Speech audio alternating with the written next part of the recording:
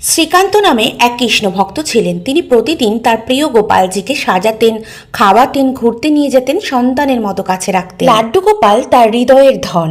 একদিন তিনি গোপালকে ছোট্ট ব্যাগে বসিয়ে রেখে ট্রেনে যাত্রা শুরু করলেন। ট্রেনে উঠতেই দেখলেন চারিপাশে কৃষ্ণ ভক্তরা বসে আছে। তারা প্রত্যেকে শ্রীকৃষ্ণের মহিমা, লীলা, গীতা আর ভক্তদের কাহিনী নিয়ে আনন্দে গল্প করছেন। শ্রীকান্তও যোগ দিলেন, আর কথার মাঝেই কৃষ্ণ প্রেমে এতটাই ডুবে গেলেন যে গোপালকে ব্যাগে বসিয়ে গোপালের কথা ভুলেই গেলেন। গন্তব্যে পৌঁছে সকলে একসাথে ইস্কন মন্দিরের দিকে গেলেন। সেখানে ভোগের সময় হলো।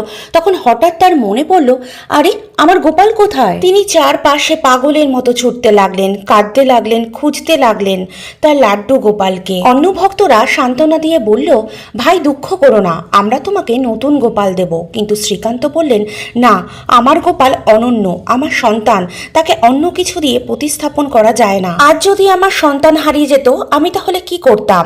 এখনো আমার তাই করা উচিত। আমি স্টেশন গিয়ে স্টেশন মাস্টারের সাথে কথা বলতে চাই। সকলেই ছুটলেন শ্রীকান্তর সাথে। স্টেশনে গিয়ে দেখলেন ট্রেন কয়েক ঘন্টা ধরে সেখানেই দাঁড়িয়ে আছে।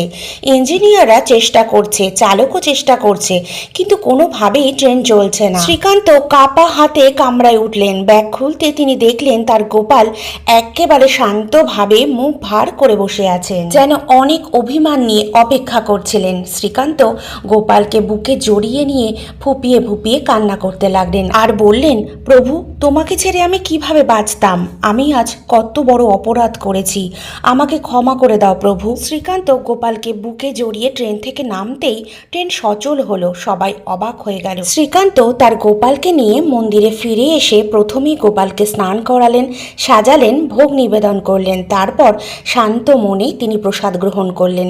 তার চোখ ভিজে গেল কৃতজ্ঞতায়। মনে মনে বললেন, প্রভু, আপনি ছাড়া আমার কিছুই নাই, আপনার কৃপায় আমার জীবন পূর্ণ। বন্ধুরা, ট্রেন কেন থেমে গেল? কেন আবার চলতে শুরু করলো? এর বৈজ্ঞানিক কোনো ব্যাখ্যা নেই। এটি ভগবান আর তার ভক্তের অদ্ভুত লীলা। ভক্ত যদি আন্তরিক ভালোবাসা দিয়ে ঈশ্বরকে হৃদয়ে ধারণ করেন, তবে ভগবানও তার প্রতি দায়বদ্ধ থাকেন। বন্ধুরা, আজকের গল্পটা যদি ভালো লেগে থাকে অবশ্যই একটি লাইক করবেন আর কমেন্ট বক্সে হরে কৃষ্ণ লিখতে কিন্তু ভুলবেন না।